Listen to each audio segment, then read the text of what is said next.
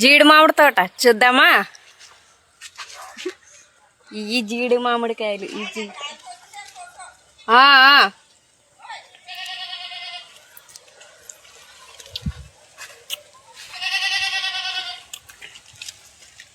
ఈ పచ్చి జీడిపప్పు కోసుకుని కూరలు వేసుకుని వండుకుంటారు అన్నమాట.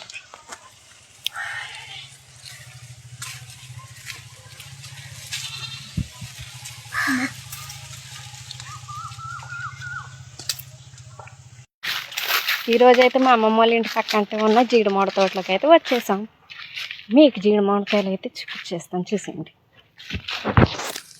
చూసారు అలాగనే జీడి మామిడికాయలు, ఈ జీడి మామిడికాయలు ఇవి ఎర్రకాయలు అనమాట. ఇందులో 2 టైప్స్ జీడి మామిడికాయలు ఉంటాయి. ఒకటి ఎరుపుది అయితే, ఇంకోటి ఎల్లో కలర్లో ఉంటుంది. ఇదైతే ఇగోండి రెడ్ కలర్ కాయలు అనమాట. ఇవి ఎరుపు కలర్లో ఉంటాయి. ఎల్లో కలర్ కాయలు కూడా మీకు చూపిస్తాను వచ్చి.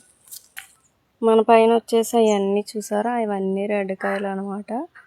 ఇవన్నీ రెడ్గా ఉన్నాయి కాయలు వచ్చేసి. ఇవి ఎల్లో కలర్ అనమాట. ఇవి ఎల్లో కలర్ కాయలు.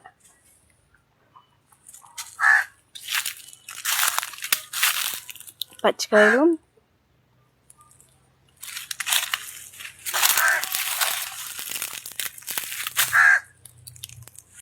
జీడి మామిడి తోట ఒక్కటే కాదు, జీడి మామిడి తోటలో ఎన్ని రకాలు ఉన్నాయో నేను మీకు చూపిస్తాను. ఇష్టపడి ఆనపకాయలు చూసేద్దాం. తీసుకోండి ఆనపకాయ చూసారా ఎంత లావుగా ఉందా.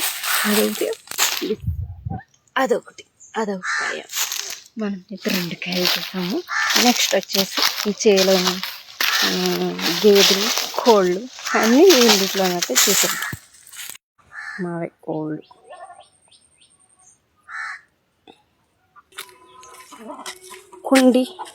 కుండీలో వాటర్ యూట్యూబ్లో పెడతాం, లైక్ కొట్టు. అర్థమైందా? దాంతో ఆనపకాయ పోదు. అబ్బా భలే ఉంది ఆనపకాయ, చూడు ఎలాగుందో. భూమిలో కలిసిపోయింది ఆనపకాయ. గీది అదో బర్రె పిల్ల, పెద్ద పిల్ల చిన్నపిల్ల.